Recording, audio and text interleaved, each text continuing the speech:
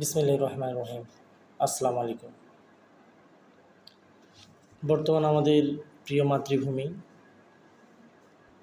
এক চরম সময় অতিবাহিত করতেছে। বন্যা কবলিত এলাকায় মানুষজনের একটা দুর্দশার শেষ নেই, এমন এক অবস্থায় সময় যাচ্ছে। তো দেশের কিছু কিছু বিষয় নিয়ে আসলে মাঝে মাঝে চুপ থেকেও ভিতরে কেমন যেন একটা হয়ে ওঠে, কথা বলার ইচ্ছা করে। এই কারণেই যেখানে বেশ কয়েকটি জেলার মানুষ টোটালি পানির নিচে চলে গেছে বলা যায়, ঘর বাড়ি ছাদের উপরে পানি চলে আসছে। যে সময়ে তাদেরকে সেবা দেওয়ার কথা, বিভিন্ন ধরনের তাদের সহযোগিতা করার কথা, তো এই যে আনসার সাহায্যকারী যারা, তো তারা এই একই সময়ে আন্দোলন করতেছে তাদের অধিকার নিয়ে। তো বাংলাদেশের পরিস্থিতিটি কি এমন হয়ে গেছে যে যার যে কোনো সুবিধা প্রয়োজন, শুধু শুধু আন্দোলন, শুধু আন্দোলন, শুধু আন্দোলন, শুধু আন্দোলন, এগুলো প্রয়োজন। তো আপনারা তো যে আনসার বাহিনী যারা আছেন, হ্যাঁ, অনেকে ভালো, সব জায়গাতেই আছে, সব বিষয়ের যেটা নিয়ে কথা বলবেন ভালো অবশ্যই আছে, থাকবে সেখানে। বিগত 15-16 বছরে কোনো আন্দোলন এই ধরনের তো দেখি নেই। কোথায় করলেন, কেমনে, কতটুকু সফলতা পাইছেন? বাংলাদেশের প্রাণকেন্দ্র, চালিকা শক্তি, সচিবালয়, সেখানে ঘেরাও করে আন্দোলন করার কর্মসূচি, এটা কি অধিকার আদায়ের জন্য, না দেশকে নষ্ট করার জন্য, স্বাধীনতা নৎসেদ করার জন্য? উদ্দেশ্যটা কি আসলে? তো এখন এই সময়টা ছিল আমাদের একটা ভয়াবহ অবস্থা থেকে বের হয়ে এসে স্বৈরশাসনের পতনের পরে একটু সুসংগঠিত হওয়া, যাদের যেটা দাবি দেওয়া আছে সব কিছুটা সময় নেই, স্টেপ বাই স্টেপ এই কাজগুলো করা উচিত।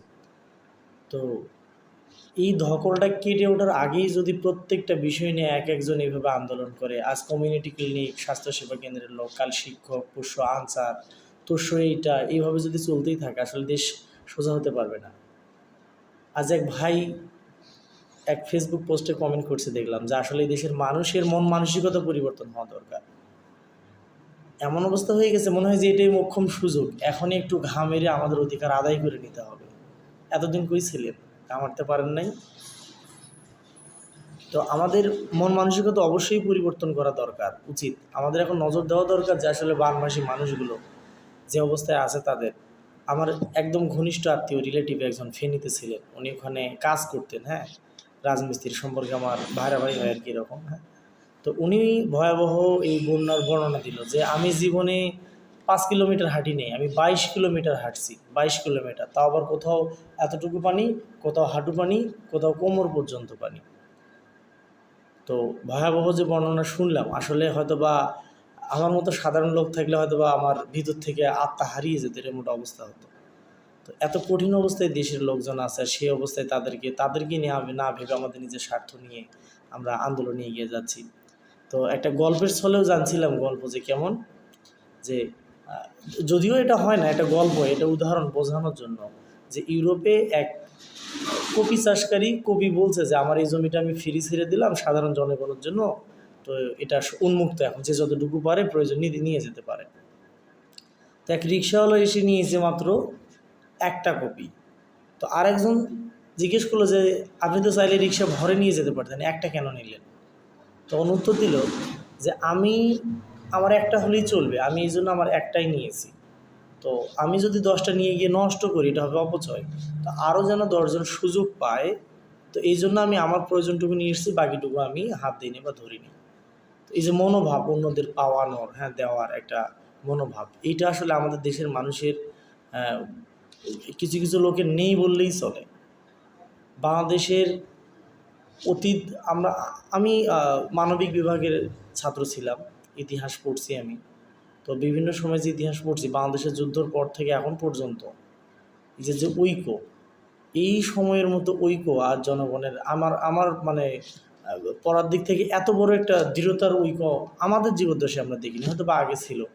জন্মজীবিত আমার 96, হ্যাঁ, এরশাদ সরকারের আমল বা তার আগে, সেই সময় পতনের সময় ছিল, কিন্তু তারপরও এতটা দৃঢ় ছিল না, এরকম সুসংগঠিত ছিল না, তাদের এরকম ফেসবুক বা অন্যান্য বিষয়ের সুবিধা সেই সময় ছিল না।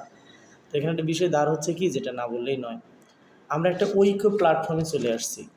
এই যে বন্যার যে অনুদান দেওয়ার জন্য টাকা পয়সা বা ত্রাণ, এটা আসলে তাদেরকে রিলিফ বা অন্য কিছু না, আসলে একটা সাহায্য, আমাদেরই ভাই, আমাদের স্বদেশীয়, তাদেরকে যেটা দেওয়া হচ্ছে, প্রত্যেকটা স্কুলে, মাদ্রাসায়, হাট বাজার, প্রত্যেকটা জায়গাতে মানুষ যে পরিমাণ উদার হস্তে টাকা দিচ্ছে বা ওঠাচ্ছে, তো এটা আসলে অতীতে এভাবে আমরা দেখিনি। সবাই উদার মনে দিচ্ছে এবং স্বতঃস্ফূর্তভাবে, আর মানুষের বিশ্বাসও আছে। এখানে একটা কথা বলে রাখা দরকার, আমরা অতীতে বেশ কয়েকবার এই অভিজ্ঞতা পেয়েছি যে আচ্ছন্না ফাউন্ডেশন, আহমদুল্লাহ স্যার যেখানে শায়েখ এই বিষয়টা আর কি মোটামুটিভাবে পরিচালনা করেন, তো আমরা একদম বিশ্বস্ততার সাথে, বিশ্বাসের সাথে সেখানে কোনো কিছু দিলে নিশ্চিত থাকতে পারি যেটার উপযুক্ত ব্যক্তির কাছে গিয়েই পৌঁছবে, যার এটা হক তার কাছে গিয়েই পৌঁছবে।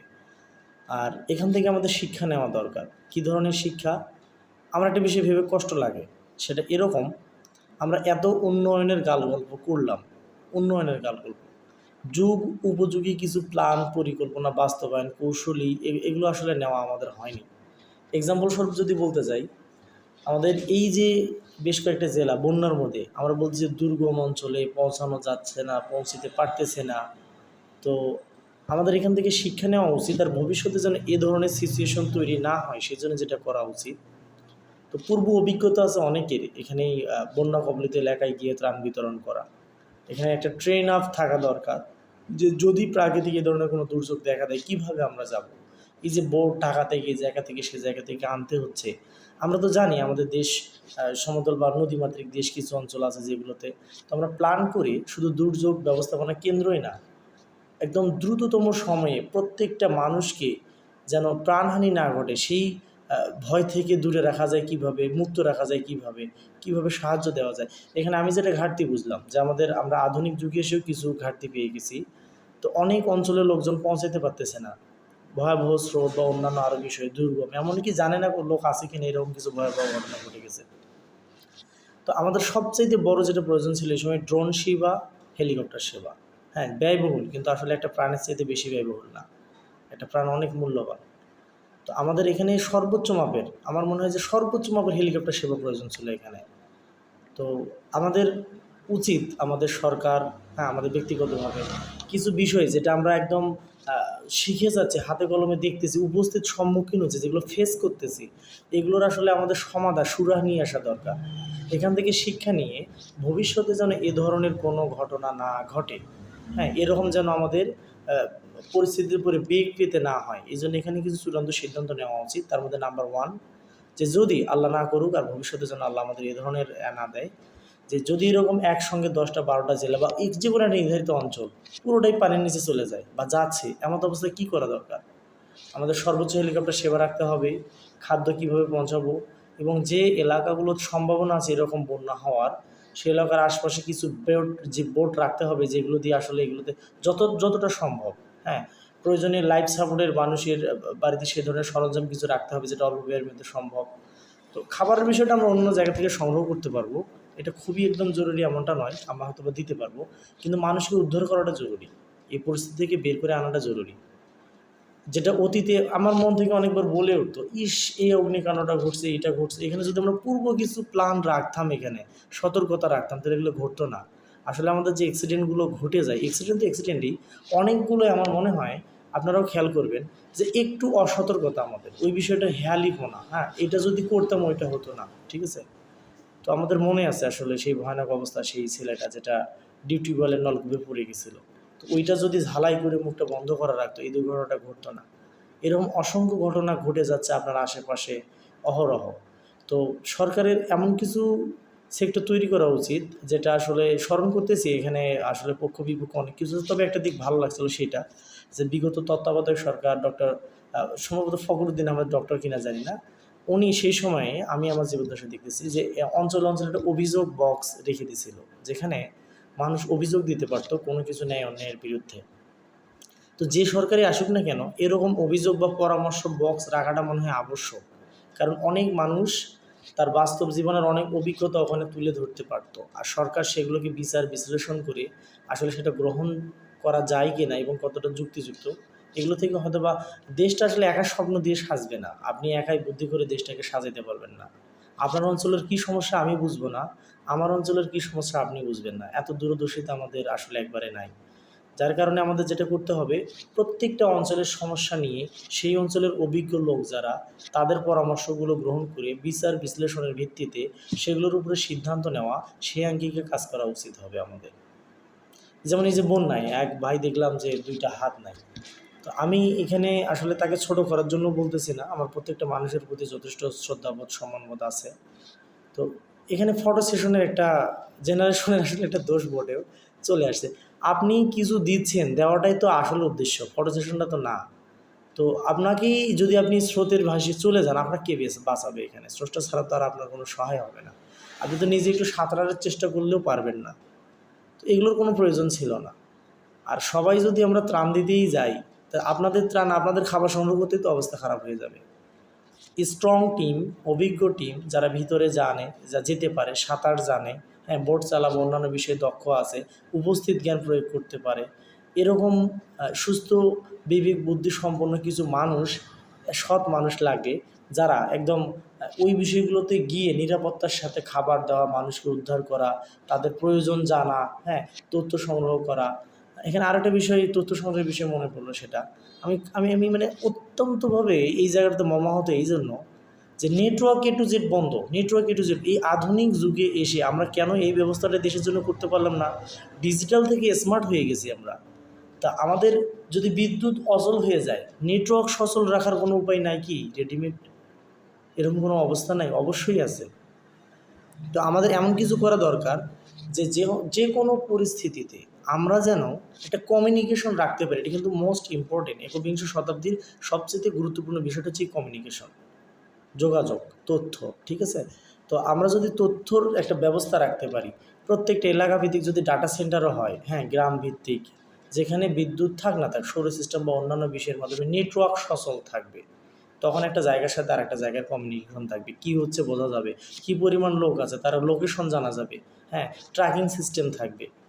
তো আমি ভিডিওটা যারা দেখতেছেন, আমার রিকোয়েস্ট থাকবে যে আপনারাও এই বিষয়টা নিয়ে একটু নিজের জায়গা থেকে, আমার ভিডিওটা শেয়ার করবেন এমনটা নয়, নিজের জায়গা থেকে বক্তব্য রাখুন যে সরকার এমন একটা কিছু করুক যেখানে আমাদের প্রত্যন্ত অঞ্চলের বিভিন্ন জায়গা থেকে আমাদের অভিযোগগুলোকে গ্রহণ করা হবে, যে আসলে এই সমস্যাটা হয়তো বা এটা করলে সমাধান হতো। কারণ প্রত্যেকটা অঞ্চলের সমস্যা সেই অঞ্চলের ব্যক্তিই জানে, আর উপর থেকে কিন্তু এতটা জানা যাবে না। তবে হ্যাঁ, আশা করতেছি আমাদের সরকার যেহেতু একদম গ্রাম থেকে শুরু করে উপরে চলে গেছে, তো এমন কাউকেই সরকার সেই দেশে দরকার যে দেশের একদম নিম্ন অঞ্চলও আছে, আবার উচ্চবিলাসী অঞ্চলও আছে। আমাদের দেশ দেশটা হচ্ছে গ্রাম ভিত্তিক একটা কৃষিপ্রধান দেশ। তো সরকার এমন কাউকেই প্রয়োজন যে দেশের খড়কুটো, মাটি, কাদা থেকে সহ শুরু করে একদম হাই লেভেল, হাই সোসাইটি পর্যন্ত খবর রাখতে পারবে। দূরদর্শীরা থাকতে হবে। আর হ্যাঁ, আমাদের এই তথ্যগুলো এইভাবে তুলে ধরা দরকার। যেমন এই যে আমার দাবি, ব্যক্তিগত দাবি, যে অঞ্চলগুলোতে বন্যা হওয়ার সম্ভাবনা আছে, সেই অঞ্চলগুলোতে, প্রত্যেকটা অঞ্চলে আমরা করতে পারি যে এমন একটা ডাটা সেন্টার যেটা বন্যায়, ভূমিকম্পে কোনোভাবে ক্ষতিগ্রস্ত হবে না, যেখান থেকে আমরা যত বড় প্রাকৃতিক দুর্যোগ হোক না কেন একটা যোগাযোগ রাখতে পারবো। এটা ধরে নেন সে এলাকার মসজিদ, এখানে একটা ডিজিটাল সেন্টারের মতো অপশন করা হলো, যেখান থেকে নেটওয়ার্ক সচল থাকবে, দেশের জন্য বরাদ্দ বা ওই অঞ্চলের জন্য সব কিছু সুষ্ঠুভাবে পাওয়া যাবে। তো অনেকে ভাববেন যে আমরা হিন্দুরা কি অপরাধ করলাম, মন্দির হবে না কেন? আমি এটা নিয়ে কোনো বাছ বিচার করতেছি না। আমার কথা প্রয়োজন, সেটা হোক মসজিদ, হোক মন্দির, হোক আলাদা কোনো সেন্টার, যেখান থেকে প্রত্যেকটা মানুষ তার তথ্য সরকারের কাছ থেকে পাবে। প্রাকৃতিক দুর্যোগে, দেশের সুসময় অসময় প্রত্যেকটা সময়ে একটা কমিউনিকেশন রাখতে পারবে, যেটার মাধ্যমে। তো এই যে তথ্য পাওয়ার কারণে কিন্তু অনেক জায়গায় খাবার সংগ্রহ বা ওষুধ সংগ্রহ বা একটা ভয়াবহ অবস্থার আমাদের চলে গেছিলো। তো আমি আপনাদের রিকোয়েস্ট করতেছি, যারা দুই একজনও যদি আমার ভিডিওটা দেখেন, নিজের জায়গা থেকে নিজের পেজে এটা একটা আওয়াজ তোলেন যে দেশের প্রত্যেকটা অঞ্চলের মানুষের একটু করে হলেও মতামতগুলো নেওয়া হোক। প্রয়োজনে সরকার এইটা একটা কমিটি রাখুক বা এরকম কোনো দূরদর্শী মেধাবী লোক রাখুক, যারা গ্রামের প্রত্যন্ত অঞ্চল থেকে শুরু করে শহর পর্যন্ত একটা দূরদর্শিতার মাধ্যমে দেশকে দর্শন করতে পারে, দেখতে পারে, ভাবতে পারে, সুদূর প্রসারী সিদ্ধান্ত নিতে পারে। তো এখান থেকে প্রত্যেকটা মানুষ তাদের অভিযোগগুলো তুলে ধরবে। তাদের প্রত্যন্ত কাজ হবে আসলে তার অভিযোগটা কতটা যৌক্তিক কিনা, আর এটা প্রয়োজন কিনা, এটা সময় উপযোগী কিনা, এবং এটার ফিউচারে আসলে এটা আমাদের দেশের জন্য উপকারী কিনা, এ ধরনের চিন্তাগুলো নেওয়া দরকার। একা স্বপ্ন দিয়ে দেশটা হবে না, আমাদের প্রত্যেকের স্বপ্নগুলোকে ঠাঁই দিতে হবে, ইচ্ছাগুলোকে, অভিপ্রায়গুলোকে ঠাঁই দিতে হবে। যদি সেটা গ্রহণযোগ্যতা শতভাগ হয়, দেশ এবং জাতির জন্য কল্যাণকর হয়। তো আমি আমার দিক থেকে আমি তুলে ধরতেছি, এরকম অনেকগুলো বিষয় আছে যেগুলো নিয়ে আমার খুব কথা বলার ইচ্ছা হয়, আপনার হয়, অনেকেরই হয়, আমরা পারি না। তো সরকার এমন একটা অ্যাপস বা ওয়েবসাইট বা কিছু একটা করে দেখ যেখানে আমরা আমাদের অভিযোগগুলোকে তুলে ধরতে পারবো, আর এটাকে সরকার বিশ্লেষণ করে এটাকে একটা প্রাতিষ্ঠানিক বা এটার একটা কার্যকারিতায় রূপ দেবে। হেলিকপ্টার সেবাটা আমাদের এখানে কম হয়ে গেছে।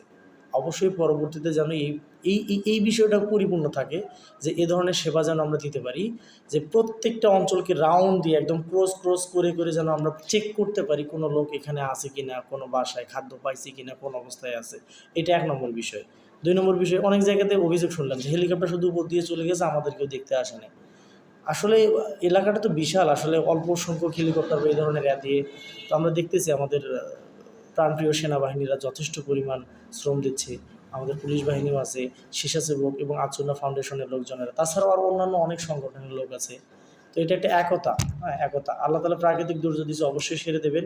আর এর মধ্যে আমাদের একতাটা আরও দৃঢ় হয়ে যাক। আর ভবিষ্যৎ পরিকল্পনার মধ্যে আশা করব বাংলাদেশ সরকার এমন একটা এখান থেকে শিক্ষা নিয়ে প্ল্যান তৈরি করবে যে এরকম যেন ভয়াবহতা না হয়। প্রাকৃতিক দুর্যোগ হতে পারে, এখানে যেন কমিউনিকেশনের অভাব না হয়, আর একটা মানুষের প্রাণের ঝুঁকি ওই পরিমাণ যেন না থাকে যে তার সাথে যোগাযোগ হয়নি বিদেশে খাবার পায়নি বা তার মৃত্যু সন্নিকটে চলে আসছে।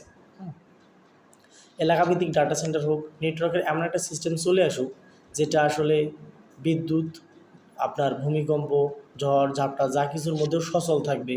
হ্যাঁ, এলাকাভিত্তিক অন্তত একটা ডাটা সেন্টার থাক যেখান থেকে যোগাযোগ করে জানানো যাবে যে অত্র অঞ্চলে এই অবস্থা, হ্যাঁ আমরা ভালো আছি বা ভালো নেই। আর আমাদের দেশে ইন্ডিয়া থেকে যেহেতু অনেকগুলো নদী চলে আসছে, বিভিন্ন জায়গাতে তারা বাদ দিছে, এগুলো এটা আজ নতুন না, এটা প্রতিনিয়ত করতেছে, ভবিষ্যতে আরও করতেই পারে। তো এখনই সময় এগুলোর বিরুদ্ধে যথাযথ পদক্ষেপ নেওয়া। দেশের সরকারকে অবশ্যই আন্তর্জাতিকভাবে বিষয় নিয়ে চেষ্টা করতে হবে সমাধানের, পাশাপাশি সেখানে আমাদের মোকাবিলা করার মতো, মোকাবিলা বলতে এরকম না যে আসলে আমরা ঠেকিয়ে ধরে রাখবো, যে যাতে এই অবস্থাগুলো থেকে মানুষগুলোকে প্রাণে রক্ষা করা যায়, আমাদের সম্পদ, হ্যাঁ এই যে গবাদি পশু বা অন্যান্য বিষয়, হ্যাঁ এই সতর্কতা বার্তা। হয়তো আমরা সেই এলাকাতে কোনো অ্যালার্ম সিস্টেম করলাম যে পানির লেভেল ওরা যদি ছাড়েও একটু আসো বের হয়, হ্যাঁ ও পূর্ব সতর্কতা বা দূরদর্শিতার মাধ্যমে এটা জানানোর একটা বিষয়। অথবা সেই লোকগুলোকে যদি মনে হয় এমন না এখানে বছরে বা 5 বছর 10 বছর বন্যা অবশ্যই হয়, তাহলে একটা পরিবারে একটা বোর্ড দেওয়াটা আসলে খুবই ব্যয়বহুল এমনটা না, সে পরিবারেই বহন করতে পারতো সম্ভবত। তো এই যে বললাম যে একটু আগে যে 22 কিলোমিটার হেঁটে আসছে আমার এক রিলেটিভ ওখান থেকে, আমার ওখানে কাজ করতে গেছিলো, রাজমিস্ত্রি কাজ করতো, বিল্ডিংয়ের কাজ করতো। তো ঠিকাদারির একজনের সঙ্গে জড়িত ছিল। আমার ভয়াবহতা যে বর্ণনাগুলো যেভাবে, অত্যন্ত কষ্ট পাইছি এবং ভিডিওগুলো দেখে অত্যন্ত কষ্ট লাগতেছে। ভালো লাগার দিকে একটা, এই যে টিএসসি, ঢাকা ইউনিভার্সিটি সহ অন্যান্য জায়গায়, এমনকি আমাদের এলাকাতেও যেভাবে তারা সাংগঠনিকভাবে কাজ করতেছে দেশের মানুষ, আমার মনে হয় সরকার শুধু এদের গ্রহণযোগ্যতাটা গ্রহণ করলে আমরা যে কোনো সময়, যে কোনোভাবে, যে কোনো পরিস্থিতিতে একতাবদ্ধ হয়ে আমাদের স্বপ্ন পূরণ করতে পারবো, দেশটাকে এগিয়ে নিয়ে যেতে পারবো। এই ভিডিওটার আমার একটাই উদ্দেশ্য, আপনাদের প্রত্যেককে জানানোর জন্য, বা আপনারা জানান এইভাবে দেশের একদম, আমার এটা পৌঁছবে না, তবে আমি আশা করি আপনাদের মাধ্যমে আপনারা নিজেরা যদি আওয়াজ তোলেন যে এলাকা ভিত্তিক, হ্যাঁ মানুষের চাওয়া পাওয়াকে প্রাধান্য দেওয়ার জন্য এমন কিছু একটা দেশে চলে আসুক যেখান থেকে আমরা আমাদের চাওয়া পাওয়াগুলো তুলে ধরতে পারবো, আমার এলাকার সমস্যা তুলে ধরতে পারবো, দ্রষ্টতি তুলে ধরতে পারবো। সবগুলোই শোনা সম্ভব না, সারা দেশে অনেক হয়ে যাবে। তবে এখানে হয়তো 1 বছরে 2 বছরে ধীরে ধীরে একটা সমস্যার 100% একবারে সমাধান হয় না। 10%, 5% বছরে বছরে এগোতে এগোতে কোথাও গিয়ে 80%-এ সেটা দাঁড় হবে, একটা প্লাস মার্ক পাবো আমরা, 90%-এ দাঁড় হবে। 50% হলেও তো হবে, তবে সেটা তো তৈরি করতে হবে, যেন সমাধানের এরকম জায়গা তৈরি করতে হবে।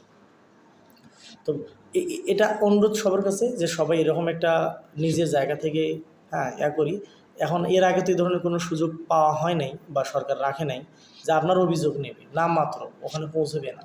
তো যেহেতু এখন ডিজিটাল যুগে আছি, আমরা একটা আধুনিক যুগে আছি, হ্যাঁ মোবাইল ফোন সহ অ্যাপস অ্যান্ড ডিজিটাল ডিভাইসের যুগে আসছি, তো এমন কোনো একটা প্ল্যাটফর্ম করা হোক যে আমরা এলাকাভিত্তিক সমস্যাগুলো তুলে ধরতে পারবো, দেশের যে কোনো জায়গার সমস্যা নিয়ে তুলে ধরতে পারবো, যেগুলোকে কর্তৃপক্ষ বিচার বিশ্লেষণের মাধ্যমে, হ্যাঁ যৌক্তিক হলে এইটার যথাযথ যে পদক্ষেপ নেওয়া দরকার সেটা গ্রহণ করবে। আবারও বলতেছি, একার স্বপ্নে দেশ সাজানো সম্ভব না, 10, 20, 50 জনের স্বপ্নেও দেশ সাজানো সম্ভব না। কারণ প্রত্যেকটা মানুষের মন একটা আলাদা আলাদা রাজ্য, প্রত্যেকটা মানুষের মধ্যে আলাদা আলাদা বিষয়ে জ্ঞান আছে। সবারগুলো কি গ্রহণ করা সম্ভব? আসলে এইটা বলতেছি না, আবার উল্টা বুঝবেন না। আমি এতটুকু বলতেছি, আমাদের প্রত্যেকটা অঞ্চলে মেধাবী লোক আছে, প্রত্যেকটা জায়গায়, স্কুলে, অনেক জায়গাতে। তো তাদের কিছু দেশপ্রেম আছে, তাদের কিছু চাওয়া আছে, দেশটাকে রূপান্তর করার জন্য অনেকগুলো স্বপ্ন আছে। তো একটা ওয়েবসাইটে দেওয়া হোক যে আমাদের স্বপ্নময় বাংলাদেশ বা স্বপ্নের দেশ, হ্যাঁ, স্বপ্নবনী, এরকম কিছু একটা, যেখানে আমাদের স্বপ্নগুলো দেশকে নিয়ে আমরা তুলে ধরতে পারবো।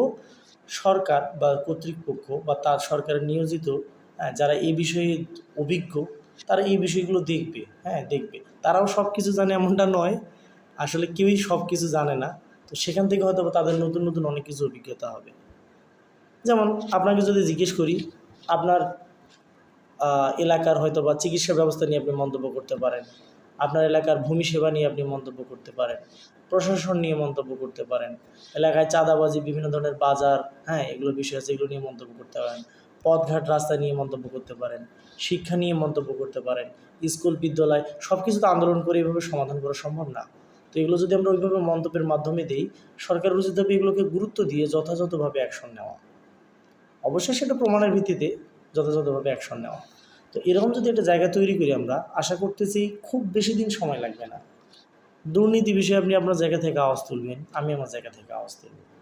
এভাবে আমার এলাকায় ঘটে গেল, আমার সম্মুখে দুর্নীতি আছে, আমি এখানে এসে আপনার অভিযোগ বক্সে, অ্যাপসে, ওয়েবসাইটে, যেটাই হোক, পোর্টালে এসে আমি বলে গেলাম যে এই দুর্নীতি এইভাবে ঘটছে।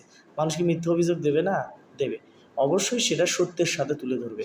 সে যদি বলেও যায়, তবে একটু কর্তৃপক্ষের মাথায় নিতে হবে, ও এইভাবে এখানে দুর্নীতি হতে পারে, তাহলে এটা সতর্কতা, অন্তত তাদের একটা সতর্কতা বার্তা দেওয়া উচিত যে আপনার বিরুদ্ধে অভিযোগ আসছে, সত্য মিথ্যা কতটুকু আপনিই যাচাই করেন, ঠিক হয়ে যান। আপনি ঠিক তো দেশটা ঠিক, আপনি পরিবর্তন তো দেশটা পরিবর্তন। এভাবে আমরা প্রত্যেকটা নিজের জায়গা থেকে পরিবর্তন হতে চাই, প্রত্যেকজনকে। আমি আজ শপথ করতেছি, ইনশাআল্লাহ আমার জায়গা থেকে আমি কোনো দুর্নীতি করিনি, করব না, কোনো প্রকার অসাধু, দেশ রাষ্ট্রবিরোধী কাজে জড়িত হয়নি, হবো না। একদম নিখুঁত, নির্ভেজাল, কোনো প্রকার সুদ রিলেটেড, কোনো প্রকার ঘুষ রিলেটেড, হ্যাঁ, সরকারকে ফাঁকি দেওয়া হয়, দেশের ক্ষতিকারক হানিকারক কাজে আমি যুক্ত হব না। তো আমি কারো বিরুদ্ধে যদি অভিযোগ দিই, তার ক্ষতির জন্য দিচ্ছি এমনটা নয়, আমি আমার দেশটাকে ঠিক করার জন্য দিচ্ছি, প্রকৃতপক্ষে তার ভালোর জন্য। তার ভবিষ্যৎ প্রজন্ম, আমার ভবিষ্যৎ প্রজন্ম এই দেশে বাস করবে। আপনিও থাকবেন না, আমিও থাকবো না, কিন্তু আমাদের এই দেশটা থাকবে, একসময় চলবে, সামনের দিকে চলে যাবে। আমরা যদি দেশটাকে এই প্রজন্ম গড়ে দিয়ে যেতে পারি, ভবিষ্যৎ প্রজন্ম বলবে যে না, আমাদের সেই প্রজন্মরা, আমাদের পূর্বপুরুষরা, তাদের একটা সংকল্প, তাদের একটা ইচ্ছা, তাদের একত্রতার মাধ্যমে আমাদের দেশকে এই জায়গায়। অনেকে বলছেন দেশ আরও শত বছর পিছিয়ে যাবে।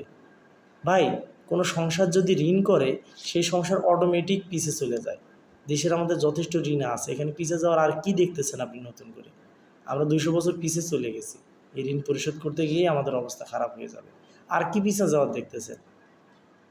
হয়তো বা ওই সরকার থাকলে আরও পিছিয়ে যেতাম, ঋণের পরিমাণ বাড়তেই থাকতো। এই যে বন্যা হয়তো বলতো 2000 কোটি টাকা যাবে, 1000 কোটি টাকা যাবে, সরকারি ফান্ড থেকে তো এরকম বাজেট দেওয়া লাগে নাই। দেশের মানুষ চায়, দেশের মানুষ দেশের মানুষকে ভালোবাসে, সেটা যে কোনো জাতিরও হতে পারে, ধর্মেরও হতে পারে, যে কোনো বর্ণেরও হতে পারে। কিন্তু এইটা করার দেশের মানুষকে সুযোগ দেওয়া হয়নি ওইভাবে, কারণ তার দল ছিল, তেলবাজ ছিল, তেলবাজের জায়গায় আমাদের কোনো অবস্থান ছিল না। আমরা মানুষ নিজেদের স্বতঃস্ফূর্তভাবে কন্ট্রিবিউট কোনো অপশনে রাখতে পারি নাই।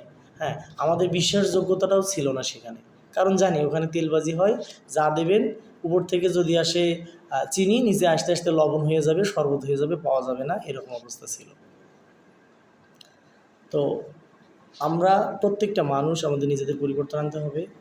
আর আমি আবারও বলতেছি, নিজের জায়গা থেকে যারা ডিজিটাল প্ল্যাটফর্মগুলো ব্যবহার করতেছি, ফেসবুক, ইউটিউব বা অন্যান্য জায়গা, প্লিজ রিকোয়েস্ট, এইরকম একটা আওয়াজ তুলুন যে আমাদের বক্তব্য, মন্তব্য, আমাদের যোগ, অভিযোগ, অনুনয়, আবেদন, বিনয়, এগুলো যেন রাখার জন্য সরকার একটা সিস্টেম করে দেয়, যেখানে আমরা অভিযোগ, অথবা আমাদের কোনো বিষয়ে দুর্নীতি সম্পর্কে তথ্য, অথবা কোনো জায়গার সমস্যা সম্পর্কে তথ্য, এগুলো দিতে পারি, অথবা রাষ্ট্র গঠনের কোনো পরামর্শ। আমাদের ছোটো মাথায় না, আমাদের অনেক সিনিয়র আছে, অভিজ্ঞ লোক আছে, যারা এই বিষয়গুলো অনেক পরামর্শ নেয়। বলবেন যে আসলে আমাদের এত আসনে এত এমপি, এত সচিব থাকার পরেও কি তাদের কাছ থেকে নিতে হবে?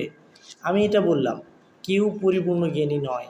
আপনার অঞ্চলের সমস্যা আমি পরিপূর্ণ বুঝবো না, আমার অঞ্চলের সমস্যা আপনি পরিপূর্ণ বুঝবেন না। বিধায় ওই প্ল্যাটফর্মটাকে আলাদা করে টাকা দিতে হবে না, শুধুমাত্র ওখান থেকে কিছু তথ্য আপনারা যাচাই বাছাই করেন, দেখবেন যে অনেক কিছু চলে আসবে। বাংলাদেশের মূল সমস্যাটাই চলে আসবে এখান থেকে। কারণ বাংলাদেশের মূল সমস্যা শুধু ঢাকা সিটি না, ওভারঅল আমাদের বর্ডার পুরোটাই। তো প্রত্যেকটা জায়গা থেকে যখন এই তথ্যগুলো চলে আসবে, অটোমেটিক আপনি সিদ্ধান্ত নিতে পারবেন আমাদের কি করা উচিত, দেশটাকে কোন দিকে নিয়ে যাওয়া উচিত। বিগত সরকারের এই জিনিসটাই ছিল না, টপ থেকে লো লেভেল, এই যে এই স্তরে একটা যোগাযোগ থাকা লাগে, মানুষের মন কী চাচ্ছে, জনগণ কী চাচ্ছে, এই চাওয়াটা তার কান পর্যন্ত পৌঁছাইতো না। যদি বলতাম যে হ্যাঁ আপনি স্বৈরাচার, এই শব্দটা ওখানে গিয়ে দেখে বলতো যে হ্যাঁ বলছে আপনি আরও আজীবন থেকে যান, আপনার শাসনে সবাই সন্তুষ্ট, উল্টে মানে যে কোনোভাবে ওখানে যেত। যদি বলতেন হ্যাঁ আপনি ভোট চুরি করছেন, তো ওখানে গিয়ে খবর হবে যে না আপনি সব ভোট, আমরা শতভাগ ভোট আপনাকে দিয়েছি, আমরা আপনাকে চাই। তো এই যে কমিউনিকেশন মিসিং, এটা হবে না যদি এরকম কোনো একটা প্ল্যাটফর্ম তৈরি করা হয় যে প্রত্যেকটা ব্যক্তি, আমাদের এতগুলো ফেসবুক ব্যবহারকারী, ইউটিউব ব্যবহারকারী, অন্যান্য প্ল্যাটফর্ম আছে, তারা নিজ জায়গা থেকে নিজ সমস্যাটা তুলে ধরবে। সেখানে ধরতে পারলে, এইটার প্রতি দৃষ্টি দিলে পুরো দেশের অনেক সমস্যা, দুর্নীতি জিরোতে চলে আসবে। আমি বলে দেব আশপাশে পুলিশের চাকরি কতজন টাকা দিয়ে নিচ্ছে, সেনাবাহিনীর চাকরি কতজন টাকা দিয়ে নিচ্ছে, সরকারি টিচার, হাই স্কুল চাকরি কতজন টাকা দিয়ে নিচ্ছে। তো বলবেন যে এটা আপনি বলার কে? আসলে এটা অনেকে হয়তো বা বলবে যে এটা আসলে ন্যারো মাইন্ড, সে খারাপ, পাগল। আমি অলরেডি শুনেওছি, আমার জুনিয়রের কাছে শুনছি, বড় সিনিয়রের কাছে। চাকরি করতে গেলে কি টাকা দেওয়া লাগবে, ঘুষ কত, 2 লাখ 4 লাখ। আমার ব্যক্তিগত একটা অফার ছিল যে সামথিং এই পরিমাণ টাকা দিলে আপনাকে এই পোস্টে দেওয়া হবে, আপনি কি বলেন? আমি নিজে রিজেক্ট করছি। আর সে যিনি আমাকে বলছিল, উনি আমার সাথে শুধু মত অভিমত চাইছিল। আমার অনেক শ্রদ্ধেয় হলো, উচ্চ শ্রেণী। তো তাকে জিজ্ঞেস করছিলাম যে স্যার আপনি এটাকে সাপোর্ট করেন বা এটাতে কি পরামর্শ দেন? তো বললো যে আসলে না, ইসলামে যে যে ফতুয়াই দেখ না কেন, ঘুষের ফতুয়া কখনোই জায়েজ হবে না। আপনি সবাইকে নিয়ে একদিকে হন, ইসলাম একদিকে থাকবে, আপনার কথাতে ইসলামের কোনো যায় আসে না। ঘুষের ফতোয়া কখনোই জায়েজ হবে না। তো এখান থেকে এখন যেটা বলতে চাচ্ছি সেটা হচ্ছে, আমরা প্রত্যেকটা জায়গা থেকে এরকম অভিযোগগুলো দিতে পারবো, প্রত্যেকটা দুর্নীতির বিরুদ্ধে আমরা আওয়াজ তুলতে পারবো, সেখানে পৌঁছবে, অবশ্যই অটোমেটিক এগুলো ঠিক হবে। প্রথম প্রথম এত সহজ হবে না, এরকম পর্যায়ক্রমে একটা জায়গাতে চলে আসবে। আমরা স্বপ্ন দেখি দুর্নীতিমুক্ত, যে কোনো ধরনের ক্ষুধা দারিদ্রতা মুক্ত, হ্যাঁ, একটা সুশিক্ষিত সুগঠিত একটা জাতি, যেখানে প্রত্যেকটা মানুষ শান্তিতে একেবারে পারস্পরিকভাবে বিভিন্ন ধর্ম বর্ণ নির্বিশেষে একাত্মতার সাথে আমরা বসবাস করতে পারব। প্রত্যেকটা সেক্টরে দুর্নীতিমুক্ত হবে। তো আমাদের এই চাওয়াগুলো পূরণ করতে গেলে অবশ্যই প্রত্যেকটা অঞ্চল থেকে আমাদের এই অভিযোগগুলো সরকারের কাছে পৌঁছতে হবে, এমন একটা জায়গা থাকতে হবে যাতে আমরা এগুলো সম্পর্কে পূর্ণাঙ্গ জ্ঞান সরকারকে দিতে পারি। তো এই তথ্য ছাড়া সংশোধন করা সম্ভব না। আপনার রোগ কী এটাই যদি ধরা না পড়ে, চিকিৎসা সম্ভব না। আশা করি, আবারও বলতেছি, আপনারা এই বিষয়টা আওয়াজ তোলেন। অবশ্যই সরকার পদক্ষেপ নেবে, কারণ জনগণের সরকার, দেশের সরকার, জনগণের মতামতের সরকার। বিধায় আপনারা আওয়াজ তোলেন। আমরা এরকম আর ভয়াবহ অবস্থা দেখতে চাই না। নিজের নিজের সমস্যাটা তুলে ধরে একটা প্ল্যাটফর্ম অবশ্যই অবশ্যই অবশ্যই সরকার করবে। ভালো থাকবেন, সুস্থ থাকবেন। আশা করি নিজের জায়গা থেকে আওয়াজ তুলবেন দুর্নীতির বিরুদ্ধে, দেশ গঠনের জন্য নিজের স্বপ্ন প্রকাশ করবেন। আল্লাহ হাফিজ।